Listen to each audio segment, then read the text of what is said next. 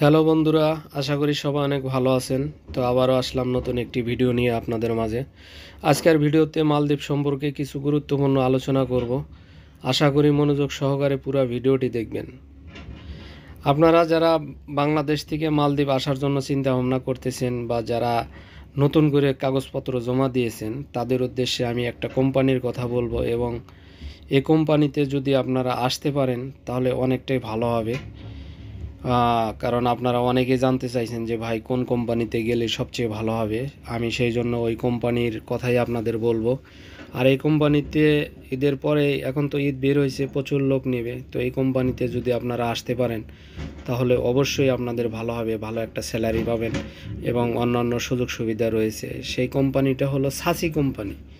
সাসি কোম্পানি, এই সাসি কোম্পানিতে যদি আপনারা আসতে পারেন তাহলে আপনারা লাভবান হতে পারবেন। তো ভালো থাকবেন সবাই।